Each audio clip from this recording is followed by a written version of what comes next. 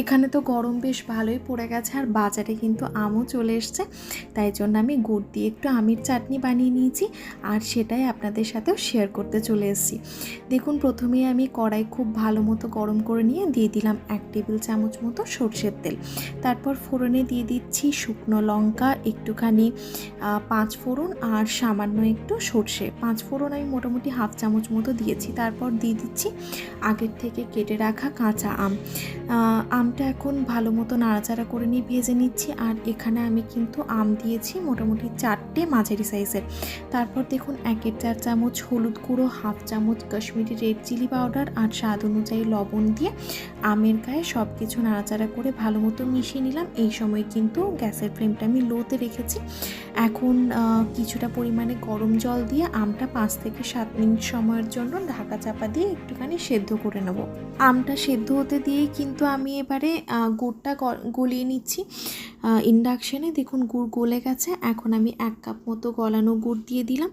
একটুখানি নাড়াচাড়া করে মিশিয়ে নিয়ে আরও হাফ কাপ মতো গুড় দিয়ে দেব।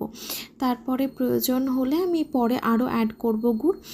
আর তারপরে কিন্তু আমি ঢাকা চাপা দিয়ে আবারও রান্না করে নেব 20 থেকে 25 মিনিট সময়ের জন্য, একদম লো ফ্লেমে। অবশ্যই 2-5 মিনিট বাদ দিয়ে ঢাকাটা সরিয়ে একটুখানি নাড়াচাড়া করতে হবে, যাতে কড়াইয়ের নিচে গুড় কোনোভাবেই লেগে না যায়। আর এতে কি হবে, আমটাও সামান্য একটু নরম হয়ে আসবে, আর সাথে একটা দেখুন খুব সুন্দর একটা চটচটে ভাবও চলে এসছে।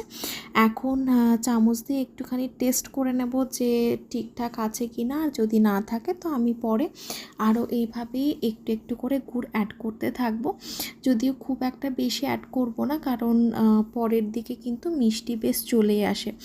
আমি একটুখানি নাড়াচাড়া করে নিচ্ছি। তারপরে কিন্তু আবারও ঢাকা চাপা দিয়ে রান্না করে নেব 5 মিনিটের জন্য। এই সময়ে গ্যাসের ফ্লেমটা একদমই লোতে রেখেছিলাম। তারপরে আবারও একটু নাড়াচাড়া করে নিচ্ছি। এই সময় কিন্তু একটুখানি সাবধানে নাড়াচাড়া করতে হবে, কারণ গরম গুড়টা প্রচণ্ড মাত্রায় ছেটায় এদিকে। দেখুন নাড়াচাড়া করে মিশিয়ে নিচ্ছি। তারপরে কিন্তু আবারও একটুখানি চেক করে নেব চামচে যে ঠিক আছে কি না। তারপর আবারও একটু আমি গুড় অ্যাড করেছিলাম, আপনারা যেরকম নিজেদের স্বাদ অনুযায়ী অ্যাড করবেন। তারপরে শেষে আমি একটা ভাজা মশলা অ্যাড করে দেবো, যার মধ্যে আমি একটুখানি জিরে, ধনে আর শুকনো লঙ্কা ভেজে মিক্সার গ্রাইন্ডারে আমি গুঁড়ো করে নিয়েছিলাম। দেখুন ভাজা মশলা অ্যাড করলাম, আর তার আগে অ্যাড করলাম একটুখানি বিট লবণ। এতে কিন্তু স্বাদটা বেশ ভালো আসে।